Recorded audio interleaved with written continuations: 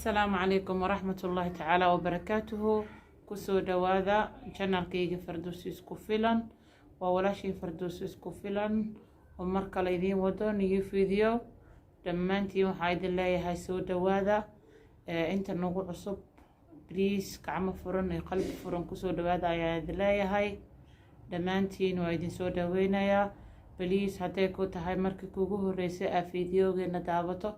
بليز سكراب نصار هدي أنا لا جوجي جرتنا وفاميل كتر سنتهنا لاك أن شير أصحاب تعلق لسي وداك وما تنتي وإذين مهد علينا يا كمان دا لما هد علينتينا أديادا يدين كوكو مهد علينا يا ولا لها مس كومنتيا دا قروح دا بدن إيسا قرا ولا لها سيشير قرايو فيديو يديدا أديادا إن كوكو مهد علينا يا أنا إذن سوكو بكرن دمانتي وإذين مهد علينا يا maanta waxaan rabnaa inaan ka hadalno qaybta horetood. waxaan uga hadalnay fiidiyowga horetood, waxaan uga hadalnay kirada oo guryaha Madiinatu Nasr. marka guryaha marka hore waxaan ka hadalnay oo emptiga ama faadiga oo waxba oolin. maantana waxaan rabnaa insha Allah tacaala inaan ka hadalno guryaha gogolan ee qaabka loo kireeyo. qofka mesela haddii rabto inuu guri gogolan oo diyaarsan inay soo degto, marka insha Allah tacaala qof walba oo rabto inay qaahiro soo guurto ama holiday xataa u rabto iyo dalxiis, waxaan rajeynayaa inay fiidiyowgan ka boga doonto biidin Illaahi tacaala. walaalo badana hore uga hadleen, ana saxaab badan oo igu xiranaa mar walba isoo weydiiso taas waa uga hadlaa insha Allah tacaala, maadaama mar walba ay dhahaan please Firdaws waxaa kasoo hadashaa guryaha kiradooda. walaalo badan aan arka codsiyadooda insha Allah tacaala. codsiyadiina waa tixgeli doonaa, waa arka kommentiyadiina aad iyo aad ugu faraxsanahay, waa idinkaga soo jawaabi doonaa biidin Illaahi tacaala baari hadduu ilaahay yiraahdo. marka waxaan ku bilaabeynaa guryaha gogolan. guryaha ma islaho meesha ku yaalaanna way ku kala xiran tahay iyo eeriyadooda, iyo guryo waxaa jiraan yani air conditionka oo kale mukayfka oo kale ku rakiban yahay, guryo aan ku rakibnayn. guriga mukayfka ku rakiban yahay guriga kaleetood wuu ka qaalisan yahay, maadaama wadanka uu yahay wadan marna summer marna winter sida Yurub oo kaleetood uu yahay. marka guriga markuu mukayf leeyahay wuu ka qaalisan yahay guriga kaleetood. way jirtaa guryo 4 qol oo kale oo ilaa 10,000 oo masaariya yani lagu kireeyo. guryo waxaa jira 8,000 lagu kireeyo, guryo 7,000 lagu kireeyo. marka way kala duwan yihiin. 10,000 kuwa lagu kireeyo waa 4 qol, qol walba mukayfa ku xiran, fadhiga mukayfa ugu xiran, waxaa laga yaabaa 5 mukayf oo kaleetood inay ku xiran yihiin. marka way kala duwan yihiin. marka sida badan ma badna guryaha oo yani 4 qol laakiin waxaa badan mar walbo guryaha 3 qol inta badan waxaa arkaa guri 3 qol waxaa lagu kireeyaa 7,000 oo ka bilowda kiradooda ilaa 7,500 ilaa 8,000. yani guryaha oo ebrika yani guryaha oo yani gogolan 2 qol oo caruur qol oo maxaa la dhahaa hooyadii aabaho kale iyo jikadii iyo fadhigii oo fadhi yaalo iyo qadadii waaye. jikada marka waxyaabaha uga baahanto dhan way ku taala, maacuuntii ku taalo, fridge-kii ku yaalo, cooker-kii ku yaalo, soo wash machine-ka qasaalada dharka ku dhaqanaysa way ku taalaa. marka hadaa imaatid waxa u baahatid waxa waaye waxa adeegaaga bisa soo adeeganaysa inta gurigaaga caadi u dagaysa insha Allah tacaala hadduu ilaahay yiraahdo. waxaan rajeynayaa inay ka faa'iidi doonaan dhammaan walaalaha Soomaaliyeed oo jecel ilmahooda inay wadan islaam geeyaan oo tarbiyad islaam iyo diin ugu barbaaran insha Allah tacaala. aabayaashii hooyayaashii mar hore go'aansaday inay caruurtooda meel islaam geeyaan, maasha Allah way ku faa'iideen aad iyo aad maxaa la dhahaa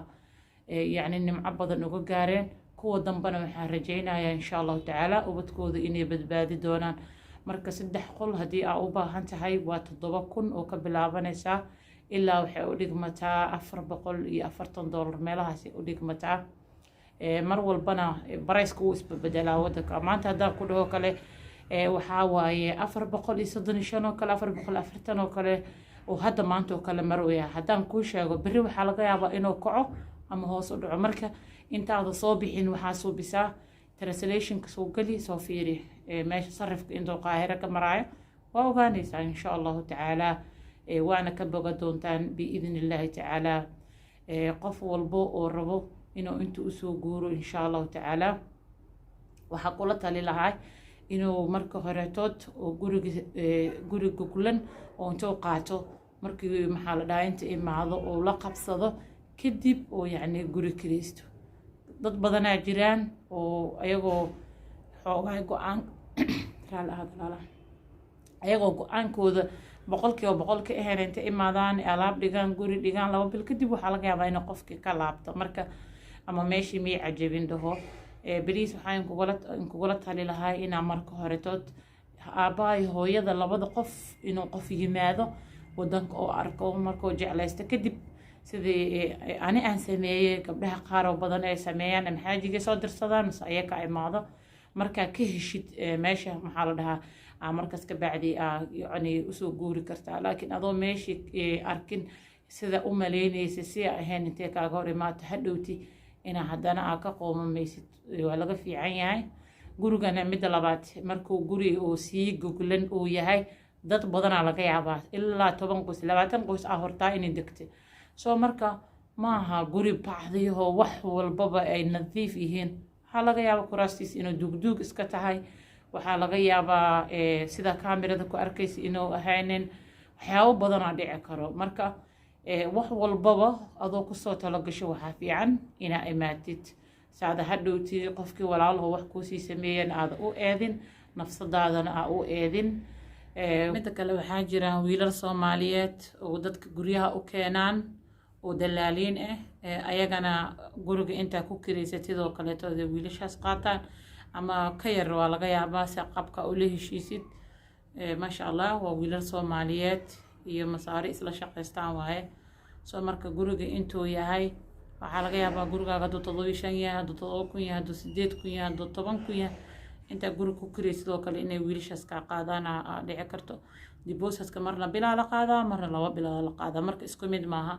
adi qaabka uu yacni wixii kugu soo aaday la mid tahay marka maasha allah walaalaha waxaa rajeynayaa biidni illaahi tacaala guryaha goglan gabdhihii maalinkii dhaweeto isoo weydiinayay inaa ka boga doontaan haddii ani ay soo weydiin lahay su-aal firdowso yaa fiican guriga goglan iyo guriga faadigana haddii aa isleedahay ama la qabsaweysaa meesha oo walwal iyo walaac kugu jiro guri goglan deg laakiin haddii kaama dambays kaa tahay oo meesha aa kasoo tegaysa intaa niyada ka goosatay cilmahaagaas intay kaaga qaangaaraano heer jaamacadeed iyo kaaga gaaraan yani rabtid inaad ku korsatid gurigaaga adig goglo maasha allah kiskisa u goglo kartaa hal maraa wada goglo kartaa saa rabtaa yani u goglo kartaa wiila maalowta arkaaye iyo gabdho kaleetooda whatsappka igala soo xiriirana waxay weydiinayeen guryaha gadashada guryaha wixii beeca oo la gadanayo abaayo naciimo asoo maxaa la dhahaa asoo gelisa janaalkeeda booqda ayadana insha allah inta asxaabta naciimo skraabo ahayna naciimo skraabo saar insha allah gabar fiican oo aada u qalbi wanaagsan waaye ayadaa soo gelisa insha allahu tacaala waa ka boga doontiin waxyaabo badanna waa ka heli doontiin insha allahu tacaala dadka iibka ani isoo weydiiyo insha allahu tacaala naciimo ku qor waa helaysaa ama hooyo naciimo haddaa ku qortid fiidiyodeeda horoo dhan ilaa hadda kusoo baxaya insha allahu tacaala asxaabta igu xiran oo dhan dhammaantiin aada iyo aada u mahadsantihiin maxaa la dhahaa waa idin mahad celinayaa please mar kale waxaa idinka codsanayaa haddii aad janaalka ku cusub tahay marka ugu horeysa aad tahay fiidiyoga aad fiirsatid please subscribe noo saar asxaabtaada kale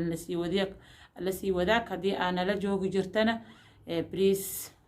like and share commentiga waa noo dhiirigelin wixii talo iyo tusaale please hoos noogu reeb insha allahu tacaala